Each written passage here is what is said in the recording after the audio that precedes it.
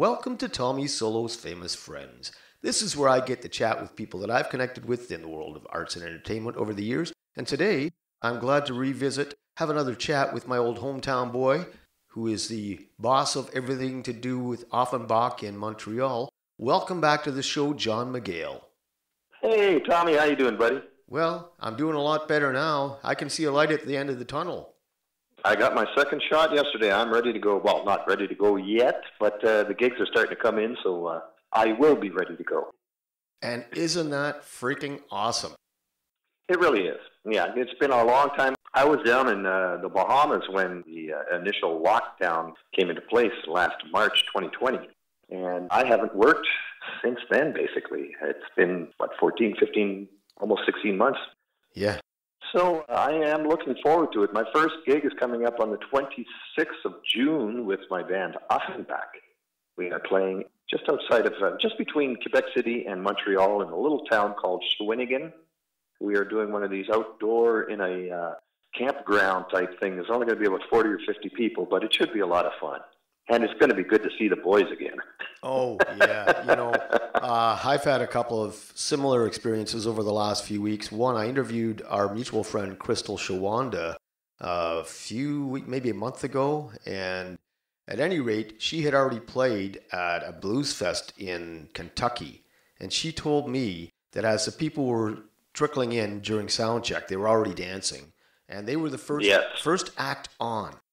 And she said it was such a joyous, emotional occasion. She sang so hard, she couldn't talk the next day. And that sounds like her, yeah. Yeah, and she gives it all she's got. Oh, yeah, I was going to say, you know what she sounds like. And yeah, she just went all in. And then when I got booked for my Ribfest show in London, August 1st Civic Weekend, as soon as I talked to the guys in the band, everybody was just jumping up and down, and just, it's going to be so amazing to get back to the live music. Well, the funny thing that we have discovered, or I've discovered anyway, is that because the audience is so small, because of the restrictions, they sell out all their tickets in about 10 minutes and they're looking for another date right afterwards. So we might get 3 or 4 times as much work because of it. Yeah. And, we talked about how we were hoping last time, over a year ago we did this, right? Yeah, we were talking about how we were hoping deep down that this might be a boost for the music business because you don't know what you got till it's gone. Maybe you'll pay for tickets now. Maybe you won't ask for a comp, or to be put on a guest list. Maybe people are going to be happy to celebrate music with us again like they did in the Roaring 20s. Yeah, but the only problem is the ticket prices are so ridiculous now. I mean, I was so fortunate to be, in my 20s when I moved to Montreal the first time, because you could go and see AC/DC for $5, and then Genesis the next weekend, and then Supertramp, and then all these guys. The ticket prices were $5, $4.50, $5, $6. That's what it cost to go see shows at the Forum virtually every week, because Offenbach being the most popular French Quebecois band actually in North America. I mean, singing in French rock and roll music, we're the only ones basically, that did it, especially back in the 80s. So we would only do 20 or 30 shows a year, which meant I had quite a bit of time off. And often these concerts would be on a Wednesday or a Thursday night. You go see Deep Purple with Dream Theater as the opening act. It was amazing. And I was just talking to Michel Cousson earlier today. We were talking about when the G3 came to Montreal. Michel Cousson, with the guitarist from UZEB, he was doing the opening act. And Robert Fripp was also there. It was really something to see. Steve Vai, Joe Satriani, who else was there? I forget. For like $6. Yeah, sounds way awesome either way. But now it's $1,200 to go see a concert. Yeah, I know, but you know what? It is what it is. I think things will level out a little bit once we can increase capacity. So again, once we've got enough people on board, getting vaccinated, and we do have true herd immunity, then you can lift some of the safety restrictions even further. We might not have to wear masks. We might not have to physical distance. We might have to get a booster shot every year. But you know what? I'm in. Whatever it takes to get back to some sort of normal. I should just let the folks know that before we started recording this episode, we agreed to have a virtual beer together. So Yes, we did, and I've been looking at mine, looking at the suds dripping over the side of the glass, going, when is he going to stop yapping so I can have a sip? So I'm drinking the cheap stuff. I've got a Carling lager here. And John has got the Primo. Tell him what you got. I've got the Sapporo from Japan. I love it. First time I ever had a Sapporo. Hold on here. One second. Okay. Let me join you. Right. Here we go. All right. Cheers. Mm-hmm. Oh, boy. That's the way you do it, Tommy. That's the way you do it. That's the way you do it. And it won't be long. You know, I don't know if you remember way back in the day when you had first moved to Montreal to join Offenbach, and I was off in Toronto trying to make my own dreams come true. We would often end up at home for Christmas. Mm-hmm. We used to share a cab as we were bar hopping way back then. Yes, I remember that. Yeah. That's right. We had a lot of fun. That's Nobody ever got totally loaded. Nobody got beat up. You know, it was just good times. And it sure was, man. And the bands used to play 5 sets up here in North Bay, and you had a band at the St. Regis, you had a band at Cortina's, you had a band at the Elba Lounge, you had a band at the Commodore. It was amazing. The Portage, the Blue Spruce, Parkview, all these places that had music. I mean, virtually any day of the week you could go out and see a band. It was great. Yeah, and some of the legendary acts that passed through. Man, I mean, the St. Regis, so many. Oh, yes, of course. The Blue Spruce, it was a Stampeder's first gig in Ontario. Uh-huh. That's hilarious. Yeah. And Jeff Healy played a number of times at the Parkview. Yeah. Some legendary acts. You know, Max Webster, we had Triumph at the St. Regis, Thundermug, Wireless. You know. When Triumph played at the St. Regis, they saw the truck that we had with Axel. Not Axel, with Nickel. When I was playing with the band Nickel from Sudbury, we had a really nice truck. And Triumph came the week after us. So they saw us when we were leaving. And they really, really liked our truck. So when they found out that the band was breaking up, they bought our truck. We sold our touring truck to Rick Emmett and the boys. Wow. That was, that worked out for everybody. That's synergy, I guess. So, it is. John, you've been away from work. And other than having a paper route, as far as I know, and I've known you off, I guess, before high school, but as far as I know, you only ever had a job as a paper boy aside from the music. And now, since the pandemic hit, you were down in the islands, right? Yes, I was in the Bahamas. Yeah, and I remember you were posting inquiries on Facebook. Should I come home? Should I stay? Because there was really not much going on with COVID where you were. No numbers to speak of. And then you finally make your way home, and you've had to stay at your home in North Bay. So how does that feel, having been restricted with the music like that? At first, when I was in the Bahamas, I was in a little town called San Salvador, and it's only about 90 kilometers away from Turks and Caicos. And Turks and Caicos is a place that I usually go to. Now, when I was down there, and all of a sudden, like overnight, the village emptied out. It was like a ghost town because they stopped all the flights from Europe. I was surprised. So one of the posts that I made on Facebook was I was walking around with my cell phone going, look, this place is empty. And this island, there's only 800 people on this island. They all rely on the tourist industry to keep them alive. So, you know, if you got your ticket, come on down. There's no problem here. And now that sounds kind of strange to say that, because I'm basically inviting people to bring the disease with them. But I just found out recently that Turks and Caicos had virtually no cases, except at one point when Donald Trump was saying it's just a flu and don't worry about it, it's not a problem. There was 3 people from the islands that went to Miami to go to a funeral, and they came back, all 3 of them were infected, and that was the only cases on that island, and that was directly a result of Donald Trump downplaying the seriousness of it. Yeah, we could go on all day about that. Oh yeah, we can go on all day about that, but let's not. No, let's not. I want to know now, John, you finally made the decision. You've got to go home. What did it feel like once you got back in Canada and realized the severity of the situation? Well, the first thing that I did is I stayed at my apartment in Montreal. I wanted to do the quarantine thing for at least 2 weeks. See, I came back. I had a 3-month contract down to the Bahamas, and I was only 2 weeks into it. So when I came back, I was not planning to have 2.5 months with no income. Nothing coming in at all. It was not what I was prepared to do. And not only not having anything coming in, suddenly I was paying for all my meals and the gas and everything else that you need to have to live. And of course, food was mostly takeout and stuff, so you're spending twice as much money on delivery. I was not prepared for the financial hit. That's the thing that scared me well, not scared me, but made me uncomfortable the most. When I did the quarantine thing, it was my mother's birthday, and I was talking to her on the phone, and she sounded so depressed. And I thought to myself, I can't stay here in Montreal, wait this thing out. So I just grabbed my guitar, packed an overnight bag, and I drove to North Bay, and I've been here ever since, basically. Now, I have a house in Bonfield, which is a suburb of North Bay, but nobody expected it to take, a year and a half for this thing to start to show the light at the end of the tunnel. No, we certainly didn't. And I was in a similar situation, albeit with my day business. As I've really limited my live shows to no bars anymore because I can't. Anyway, don't want to go on all day about that. But my day business, Major Tom's Recycling and Junk Removal, was busier than we'd ever been. We were at the 5-year mark with the business. And I was having to postpone appointments and put people off 2 or 3 days because I just had so much work, and it was like, we're in the money. Well, of course, people were cleaning out their houses. I mean, driving around the neighborhood these days and everybody's place looks so wonderful.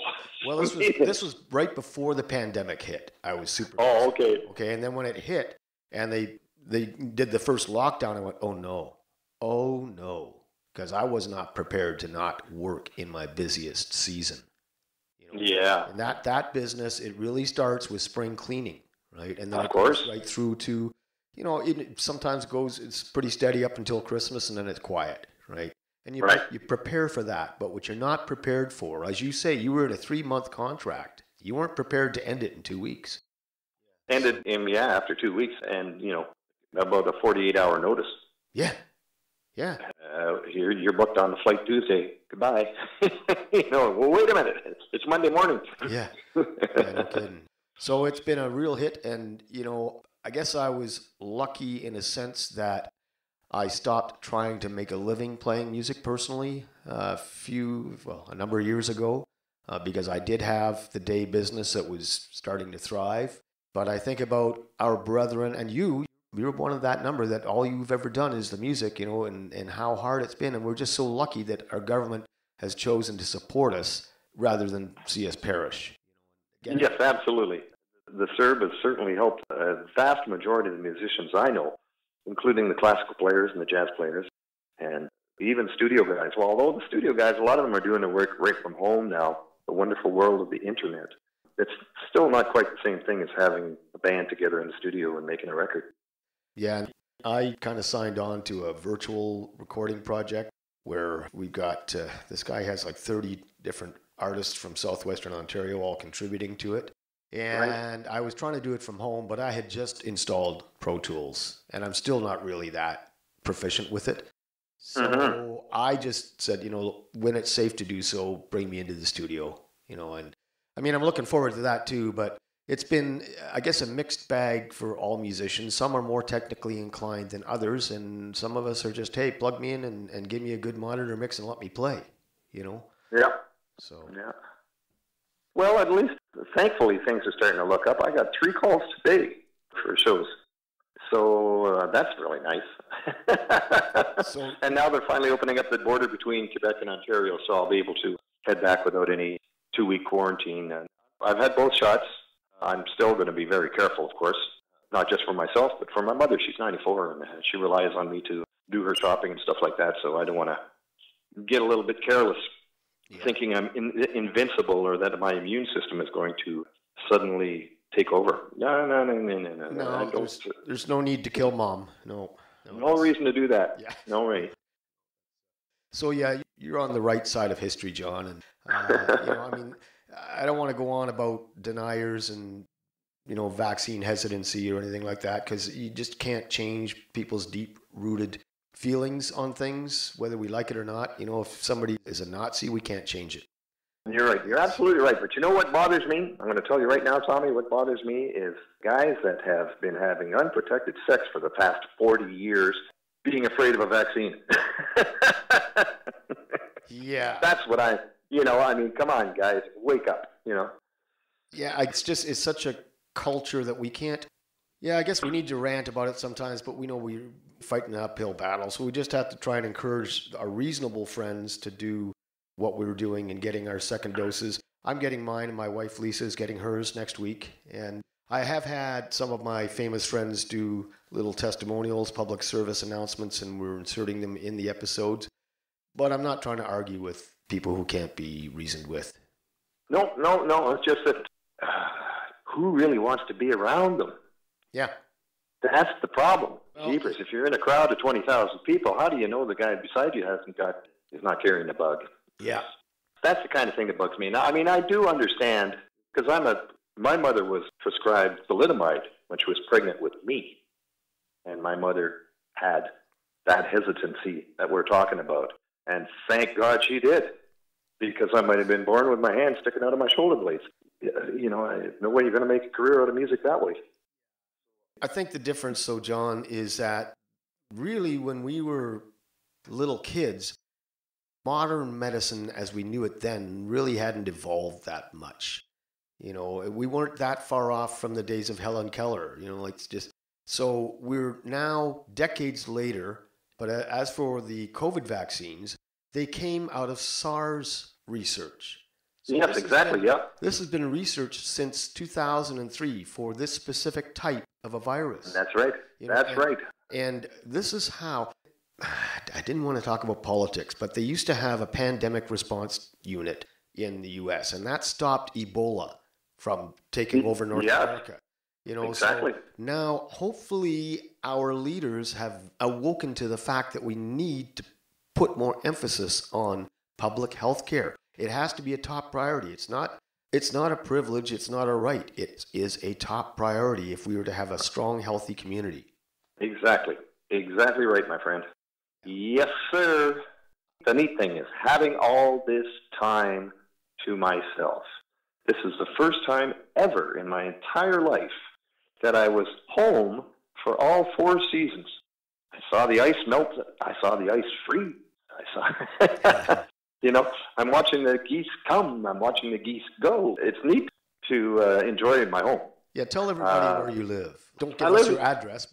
No, I live in a little town, a population of about 1,200 people.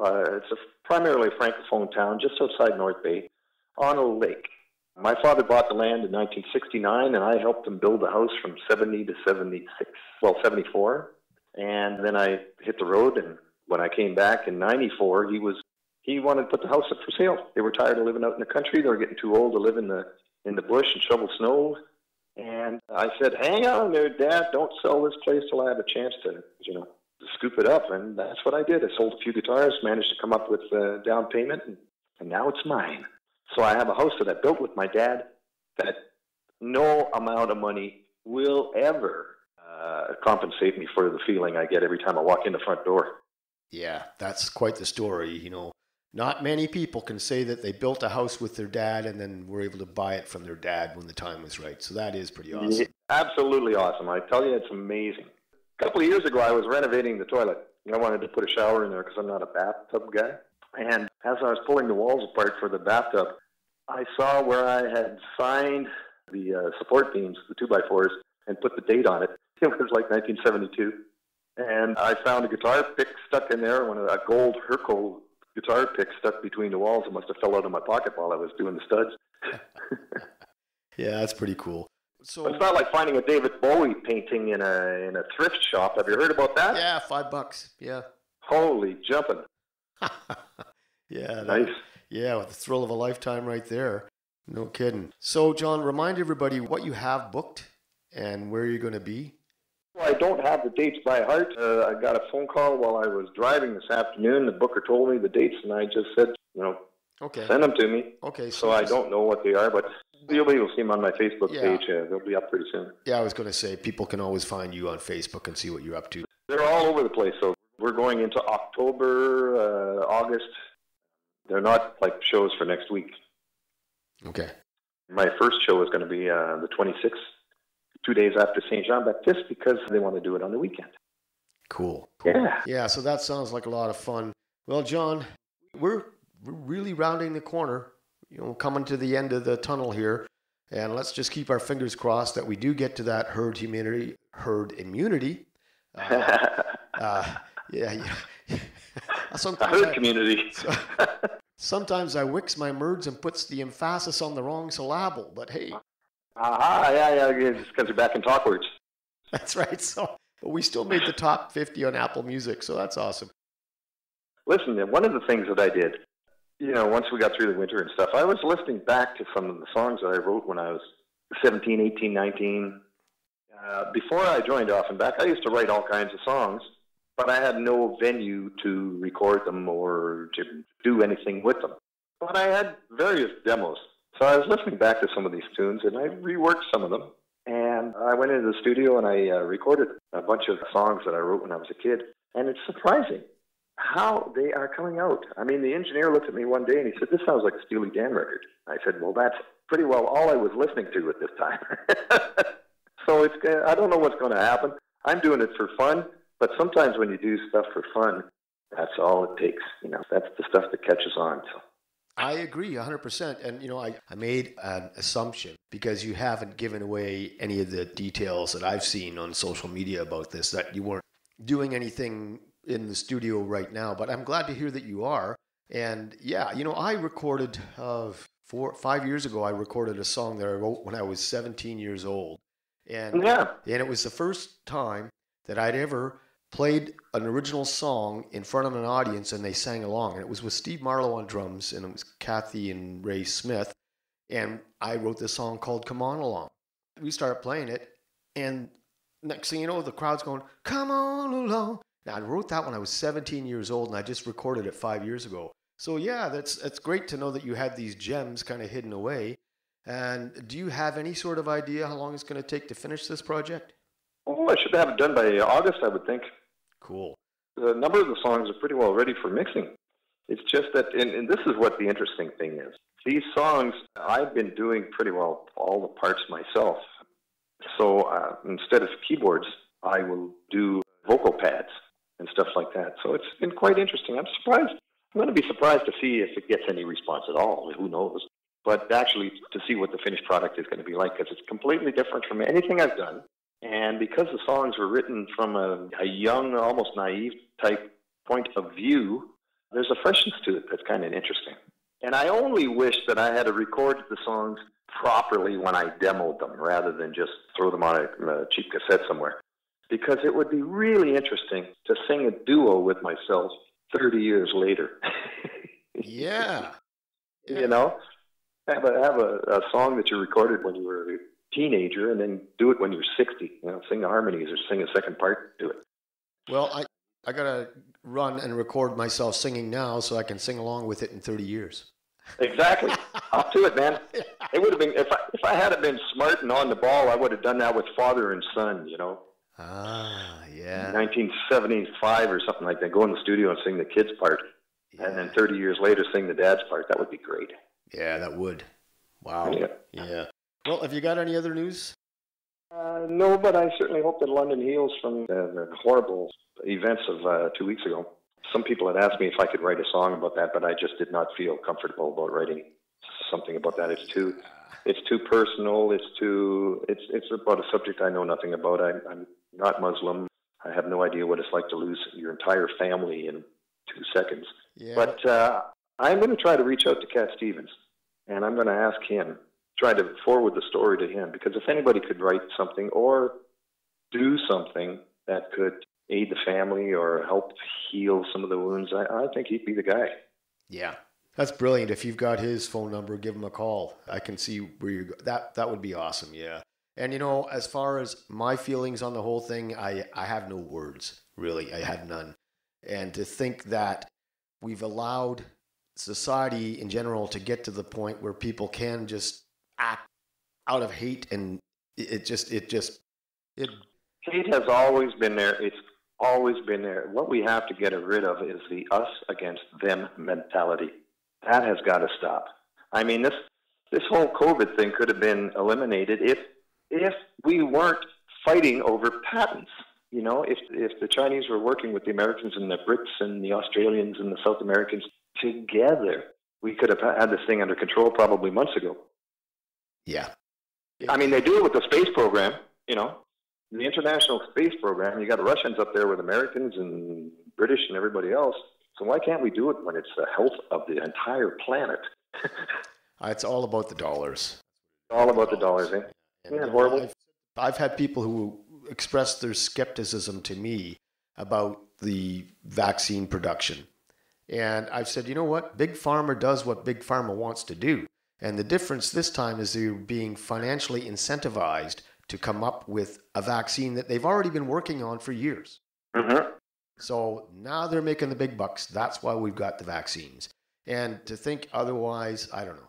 But bottom line, we are rounding the corner. The light is ahead, John. And I really do look forward to the not too distant future where, you know, we can say hello face to face. And again, you know, thanks a lot for taking the time, John. It's been great. And I'm glad to know you've got gigs booked. I've got gigs booked and the sun is shining.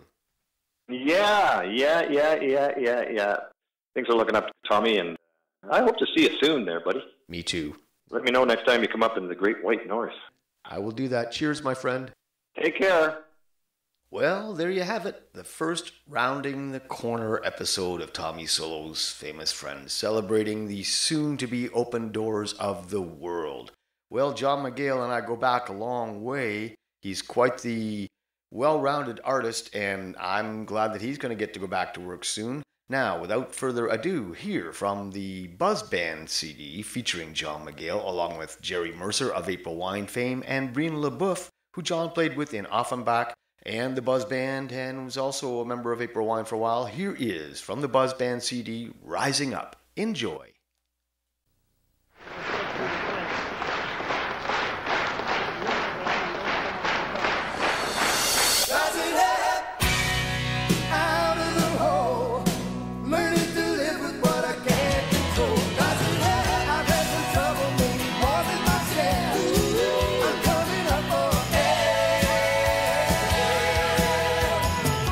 What you don't use, you lose.